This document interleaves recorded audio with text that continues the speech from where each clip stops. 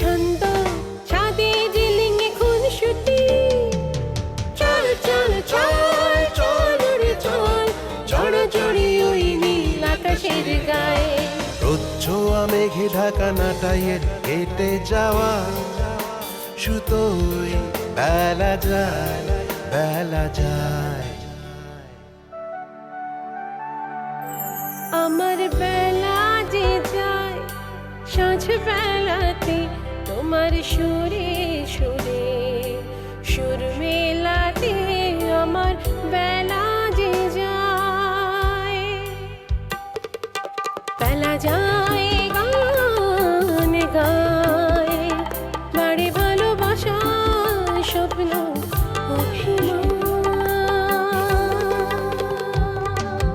ভেসে আসে কোন আসে ঘোরলা এক শেষ বিকেলের গান। কি করে ছেলে মায়ের চাওয়া না বুঝে ওল্ড হোমে এসে মায়ের সাথে দেখা করার জন্য কান্নাকাটি না করে অন্যদের সাথে হাসি ঠাট্টা তামাশা করে? সুলেমান সাহেব, কখন কোথায় আমাদের থাকা দরকার সেই জ্ঞান কি আপনার কাছ থেকে নিতে হবে?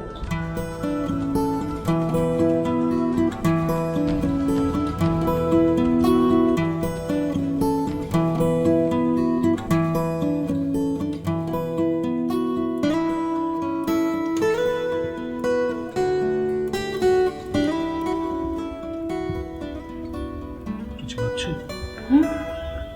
কিছু ভাবছো? না মানে কি ভাবছি আবার ফিল্মটার কথা। ও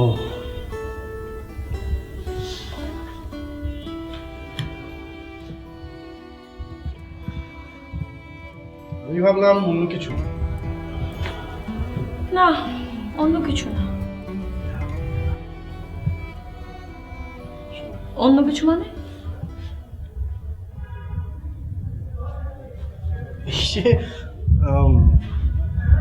মা যেটা বলছিল সেটা নিয়ে ভাবছিলে কিনা? তুমি কি বিয়ের কথা বলছো? কি ভাবলেন? Wait, I need to tell you something. হ্যাঁ বলো। আমার পক্ষে এখন বিয়ে করা সম্ভব না।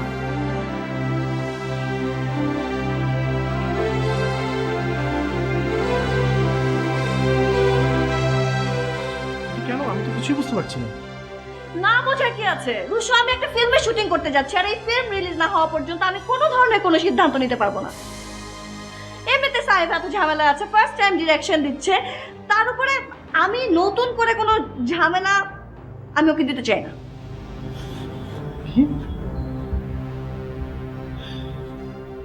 বিয়েটা তোমার কাছে ঝামেলা মনে হচ্ছে? হ্যাঁ, তুমি তুমি কেন বুঝতে পারছো না? তুমি জানো ফিল্ম ব্যাপারটা কি? Film is a asset.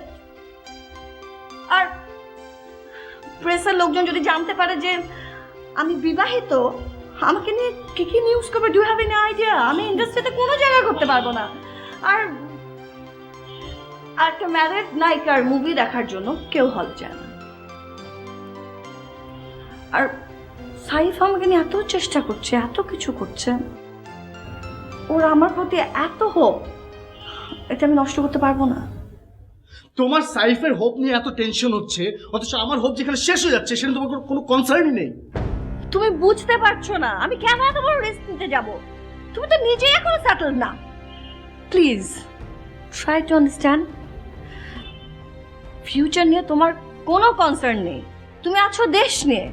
First world কান্ট্রিতে তুমি সেটেল হতে চাও না, তুমি দেশে ফিরে দেশের মানুষের সেবা করতে চাও। এটাতে তো আমার পোষাবে না। Are you crazy? At least I am not. আমার পক্ষে তোমার সাথে দেশে থেকে এরকম সো কল্ড লাইফ লিড করা সম্ভব না। তোমাকে বিয়ে করা আমার পক্ষে সম্ভব না। আমি এই কথাটা এখন খালামণিকে বলবো যে তার ইমেচুর ছেলের সাথে আমার বিয়ের কথা, যাতে সে ভাবনা ছাড়ে। না প্লিজ, তুমি এমন কোনো কথাই মাকে বলছো না। হ্যাঁ, এরকম কোনো কথাই মাকে তুমি বলছো না। ঠিক আছে, ঠিক আছে, আমি আমি মানলাম, আমি একদম ঠিক আছে, ফাইন, যে তুমি বিয়ে করতে চাচ্ছ না আমাকে, that's absolutely right, you have all right to say this. হ্যাঁ, কিন্তু মানে এই কথাগুলোই মা তোমার মুখ থেকে শুনে না সহ্য করতে পারবে না। মার শরীরটা ভালো না, মা অসুস্থ, তুমি এখন কিচ্ছু বলবে না মাকে, ঠিক আছে? কিচ্ছু বলবে না তুমি মাকে। ওকে, ফাইন, আমি বলবো না। তাহলে সব কিছু তুমি খালামণিকে এক্সপ্লেন করবে, আর বিয়েটা তুমি ভাঙছো, এ বিষয়ে আমি আর কোনো কথা বলতেও চাই না, শুনতেও চাই না। When I am down and oh my soul so weary, when troubles come and my heart burdened be, then I am still and wait here in the silence until you come and sit a while with me. You raise me up so I can stand on mountains. You raise me up to walk on stormy seas. I am strong when I am on your shoulder.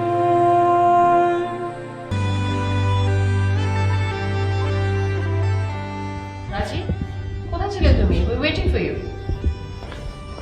Rajiv, what happened? Any problem? আমার মনে হচ্ছে আমাদের আজকের মতো এখানে শেষ করা উচিত। মানে শুনলামই তো সব কথা রুশো, আর বুঝতেও পারলাম। না রুশো, আমি এখনো ক্লিয়ার না। বিন্তি ছবিটা করতে চেয়েছিল, আপনাকে বোঝাতে না পেরে হয়তো এক্সাইটেড হয়ে বলে ফেলেছে। শেষ কথা তো হয়নি আপনাদের মধ্যে এখন। না,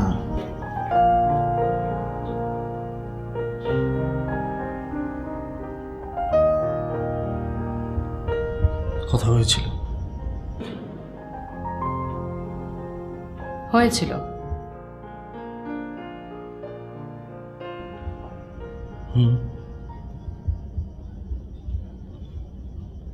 কথা হয়েছিল, শেষ কথা।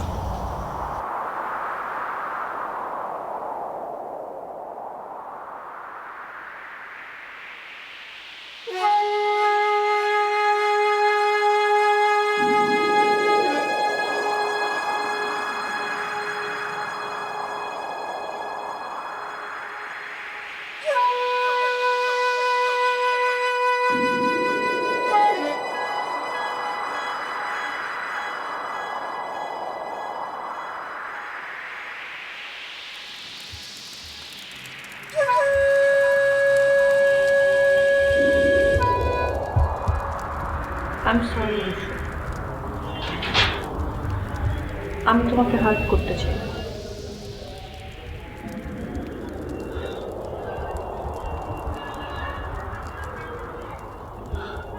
আমি যতই তোমাকে সিচুয়েশনটা এক্সপ্লেন করতে চাই না কেন, ব্যাপারটা অসম্পূর্ণ থেকে যাবে।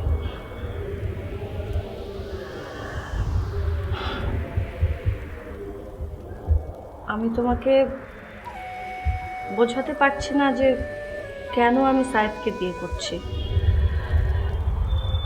কিন্তু এটার পেছনে অবশ্যই একটা রিজন আছে। একটু বোঝার চেষ্টা করো।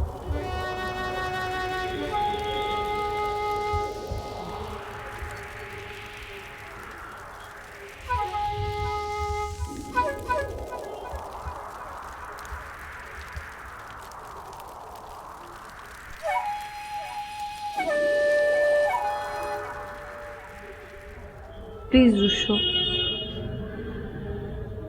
এভাবে চুপ করে থেকো না। আমার প্রচন্ড গিল্টি ফিলিং হচ্ছে। মা জানে? না, আমি খালামণিকে কিছুই জানাইনি, তোমাকেই প্রথম বলছি। মা ভীষণ হার্ট হবে। রুশো,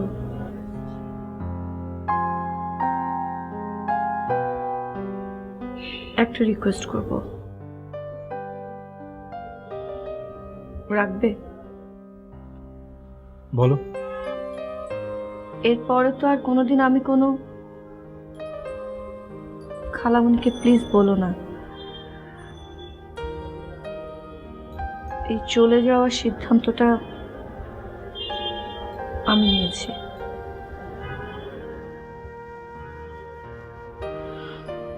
খালামণি আমাকে অনেক ভালোবাসেন, অনেক আদর করেন।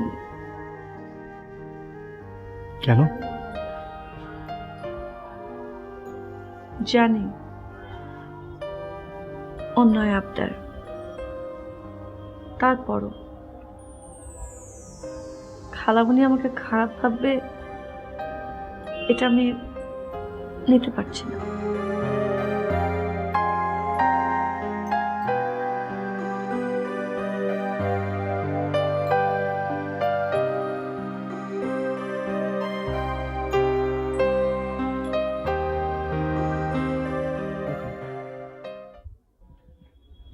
ওকে, হুম, ওকে।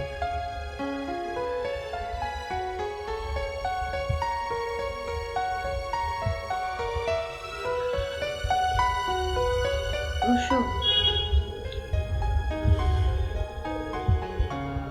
তুমি আমাকে অনেক ভালোবাসো। আমি জানি তোমার থেকে বেশি আমাকে আর কেউ ভালোবাসবে না। আমিও কাউকে ভালোবাসতে পারবো কিনা সেটা জানি না।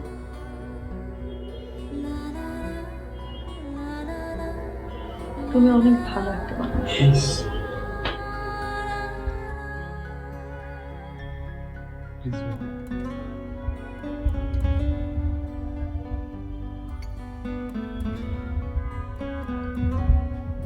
তোমার এই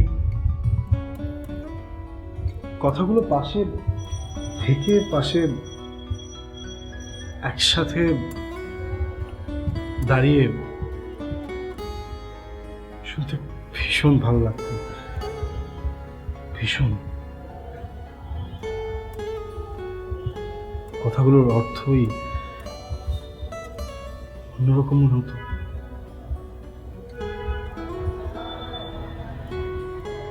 এখন আর এই কথাগুলো থাক না।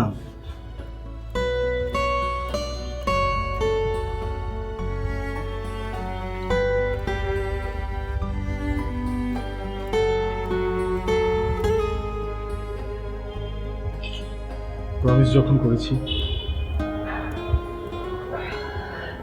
কথা রাখবো।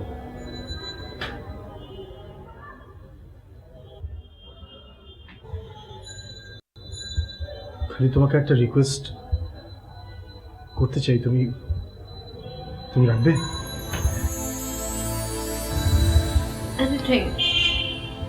বলো।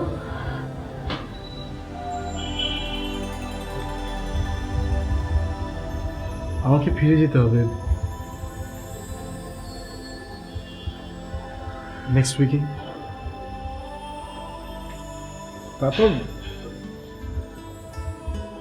আমি 2 মাস পরে ফিরে আসবো। সাবমিশনের সবকিছু ফর্মালিটি শেষ করে। আর তুমি কি 2 মাস মার একটু যত্ন নিতে পারবে? মানে হয়েছে কি, মা, তোমার যত্নের একটা অভ্যস্ততা আছে তো তো পারবে? অফকোর্স। Thank you. বাই।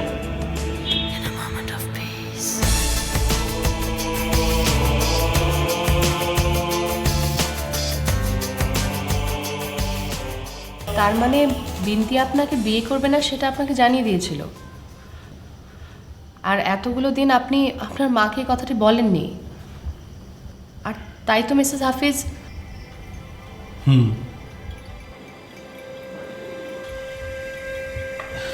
মানে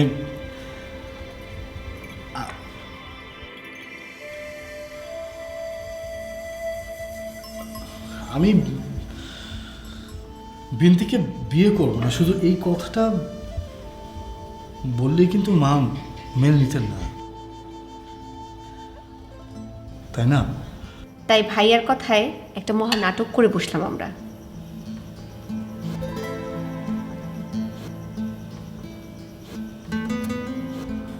কি উপায় ছিল বল?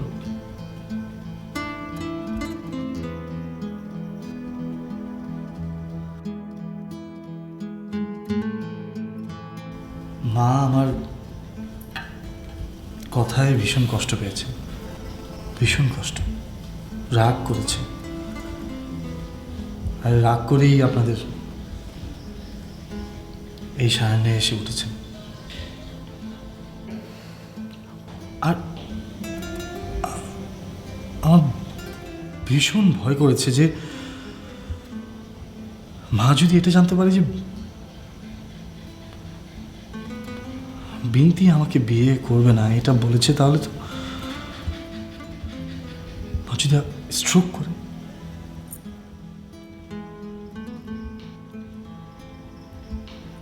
সেই মুহূর্তে বিন্তির কথাটা মেনে নেওয়াটাই আসলে সঠিক সিদ্ধান্ত মনে হয়েছে আমার। ফ্লাইটের ঠিক 1 সপ্তাহ আগে আমার নানুর মৃত্যুবার্ষিকী। আমার মা বাড়ি চিটাগং, তো মা আর রুমকি ওরা চিটাগং যাবে, আমাকে অনেকবার মা অনুরোধ করলো যেতে, আমি নানান অজুহাতে আসলে ঢাকায় রয়ে গেলাম। রুমকি চিটাগং পৌঁছে আমাকে জানালো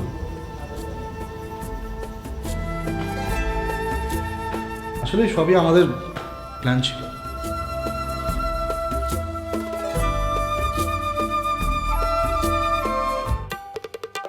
বেলা যায় গান গায়, বাড়ি ভালোবাসা স্বপ্ন অভিমান। বেলা যায় গান গায়, বাড়ি ভালোবাসা স্বপ্ন অভিমান। ভেসে আসি কোন আসে, ঘোর লাগা এক শেষ বিকেলের গান।